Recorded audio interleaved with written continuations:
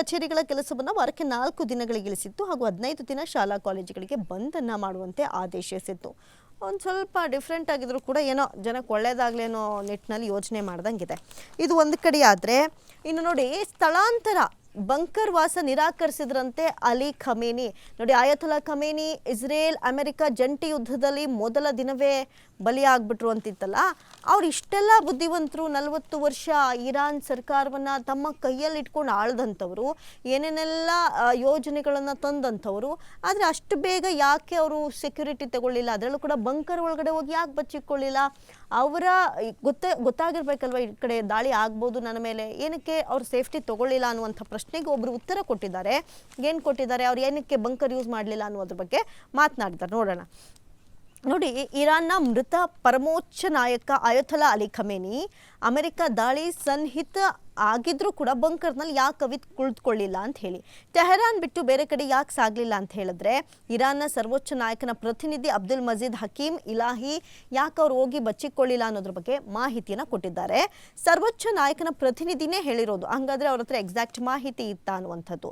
ನನ್ನನ್ನು ಬಂಕರ್ಗೆ ಸಾಗಿಸಬೇಕು ಅಂದರೆ ದೇಶದ 9 ಕೋಟಿ ಜನರಿಗೂ ಬಂಕರ್ ನಿರ್ಮಿಸಿ, ನಾನು ಸ್ಥಳಾಂತರ ಆಗಬೇಕು ಅಂದರೆ ದೇಶದ 9 ಕೋಟಿ ಜನರನ್ನು ಸ್ಥಳಾಂತರಿಸಿ, ನಾನೊಬ್ಬನೇ ಸ್ಥಳಾಂತರ ಆಗೋದು, ನನ್ನ ಪ್ರಾಣ ಮಾತ್ರ ನಾನು ತುಂಬ ಸೀರಿಯಸ್ ಆಗಿ ತೊಗೊಂಡು ಬೇರೆಯವ್ರನ್ನ ಬಿಟ್ಟುಬಿಡೋದು, ಈ ರೀತಿಯಾದಂಥ ಕೆಲಸ ನಾನು ಮಾಡಲ್ಲ ಅಂತ ಹೇಳಿ. ಹಂಗಾದ್ರೆ ದೇಶಕ್ಕೆ ಅದೆಷ್ಟು ಬೆಲೆ ಕೊಡ್ತಾ ಇದ್ರು ಇಲ್ಲಿ ಇರಾನ್ನ ಪರಮೋಚ್ಚ ನಾಯಕ ಆಯತುಲ್ಲಾ ಖಮೇನಿ ಅನ್ನುವಂಥದ್ದು ಪ್ರಶ್ನೆ. ಸೊ ಹಾಗಾಗಿ ಅವಿತುಕೊಳ್ಳೋದು ನಾಯಕನ ಲಕ್ಷಣ ಅಲ್ಲ ಅಂತ ಹೇಳ್ತಾ ಇದ್ರಂತೆ, ಈ ರೀತಿಯಾಗಿ ಖಮೇನಿ ಹೇಳ್ತಾ ಇದ್ರು ಅಂತ ಇದೀಗ ಪ್ರತಿನಿಧಿ ಅವ್ರದ್ದು ಹೇಳಿರುವಂಥದ್ದು. ಏನು ಇಲಾಹಿ ಹೇಳಿದ್ದಾರೆ, ಈ ರೀತಿಯಾಗಿ ಒಬ್ಬ ನಾಯಕ ಎಲ್ಲವನ್ನ ಸಮರ್ಥವಾಗಿ ನಿಭಾಯಿಸಬೇಕು, ಈ ರೀತಿಯಾಗಿ ಎಲ್ಲೋ ಒಂದು ಕಡೆ ಹೋಗಿ ಬಚ್ಚಿಟ್ಕೊಳ್ಳೋದು ಸೂಕ್ತವಲ್ಲ, ಅದು ನಾಯಕನ ಲಕ್ಷಣವೂ ಅಲ್ಲ ಅಂತ ಹೇಳ್ತಾ ಇದ್ರಂತೆ ಆಯತುಲ್ಲಾ ಖಮೇನಿ. ಹಾಗಾದರೆ ಖಮೇನಿ ಈ ರೀತಿಯಾದಂಥ ಮಾತನಾಡ್ತಾ ಇದ್ರು ಅಂದರೆ ಬಹಳಷ್ಟು ಸ್ಟ್ರಾಂಗ್ ಇದ್ರ, ಜೊತೆಗೆ ಈ ರೀತಿಯಾದಂಥ ದಾಳಿ ನಡಿಬೋದು, ಅಲ್ಲಿ ನನ್ನ ಪ್ರಾಣ ಹೋಗ್ಬೋದು ಅನ್ನೋದು ಕೂಡ ಖಮೇನಿಗೆ ಗೊತ್ತಿತ್ತು. ಆದರೂ ಕೂಡ ಈ ರೀತಿಯಾದಂಥ ಡಿಸಿಷನನ್ನು ತೆಗೆದುಕೊಂಡಿಲ್ಲ ಅಂತ ಈಗ ಹೇಳ್ತಾ ಇದ್ದಾರೆ.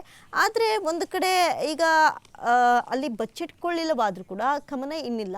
ಆದರೂ ಕೂಡ ಖಮೇನಿ ಮಗ ಮುಸ್ತಫಾ ಎಲ್ಲೋ ಕೂತ್ಕೊಂಡು ಒಂದಷ್ಟು ವಿಚಾರಗಳ ಬಗ್ಗೆ ಈಗ ಎಲ್ಲದಕ್ಕೂ ಪ್ರತಿಕ್ರಿಯೆ ಕೊಡ್ತಾ ಇದ್ದಾರೆ. ಜೊತೆಗೆ ಹೇಗೆಲ್ಲ ಸೀಕ್ರೆಟ್ ಆಗಿ ಮೇಂಟೈನ್ ಮಾಡ್ತಾ ಇದ್ದಾರೆ. ಈಗ ತಮ್ಮ ತಂದೆಯವರೇ ಹೇಳ್ದಂತೆ ಕುಳಿತುಕೊಳ್ಳೋದು ನಾಯಕನ ಲಕ್ಷಣ ಅಲ್ಲ ಅನ್ನೋದಾದ್ರೆ ಮುಸ್ತಫಾ ಮಾಡ್ತಾ ಇರೋದು ಏನು ಅನ್ನುವಂಥದ್ದು ಒಂದಷ್ಟು ಜನರ ಪ್ರಶ್ನೆ. ಆದರೆ ಒಂದಷ್ಟು ಊಹಾಪೋಹಗಳು ಓಡಾಡ್ತಾ ಇತ್ತು. ಈ ಕಡೆ ಮುಸ್ತಫಾಗೂ ಕೂಡ ಕೈಕಾಲು ಕಟ್ಟಾಗಿದೆ, ಲಿವರ್ ಡ್ಯಾಮೇಜ್ ಆಗಿದೆ, ಭೀಕರ ದಾಳಿ ಅವ್ರ ಮೇಲೆ ಆದಂಥ ಸಂದರ್ಭದಲ್ಲಿ ಅವ್ರು ಬದುಕುಳಿದಿರೋದೇ ಹೆಚ್ಚು, ಎಲ್ಲ ಒಂದು ಕಡೆ ಕೂತ್ಕೊಂಡು ಈ ರೀತಿಯಾಗಿ ಎಲ್ಲದಕ್ಕೂ ಉತ್ತರ ಕೊಡ್ತಾ ಇದ್ದಾರೆ ಅಂತ. ಬಟ್ ಕನ್ಫರ್ಮ್ ಮೆಸೇಜ್ಗಳನ್ನು ಅಲ್ಲೂ ಕೂಡ ಅಲ್ಲಿಂದ ಬರೋದು ಕೂಡ ಇಲ್ಲ. ಇನ್ನು ಮುಂದಿನ ಸುದ್ದಿ ನೋಡ್ತಾ ಹೋಗೋಣ. ಮುಸ್ತಫಾ ಸೇರಿ ಇರಾನ್ನ 10 ನಾಯಕರ ಮಾಹಿತಿ ಕೊಟ್ಟರೆ 92 ಕೋಟಿ ಬಹುಮಾನ. ನಾನು ಆಗಲೇ ಹೇಳಿದ್ದೆ, ಈ ರೀತಿಯಾದಂಥ ಒಂದು ಘೋಷಣೆಯನ್ನು ಕೂಡ ಇಲ್ಲಿ ಅಮೆರಿಕ ಮಾಡಿಬಿಟ್ಟಿದೆ. ಯಾಕಂತ ಹೇಳಿದ್ರೆ ಅವ್ರು ಬೇಕೇ ಬೇಕು, ಸಿಗಲೇಬೇಕು, ಶರಣಾಗಲೇಬೇಕು ಎನ್ನುವಂಥ ನಿಟ್ಟಿನಲ್ಲಿ ಅಮೆರಿಕ ಈ ರೀತಿಯಾದಂಥ ಒಂದು ನಿರ್ಧಾರವನ್ನು ಮಾಡಿಕೊಂಡಿದೆ.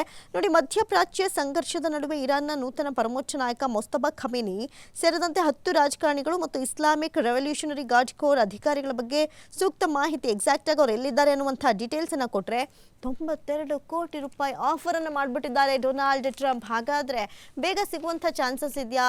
ಅವರವರಲ್ಲೇ ಈ ರೀತಿಯಾದಂಥ 92 ಕೋಟಿಗೋಸ್ಕರ ಹೇಳುವಂಥ ಚಾನ್ಸಸ್ ಇದೆಯಾ? ಕಾದು ನೋಡಬೇಕು.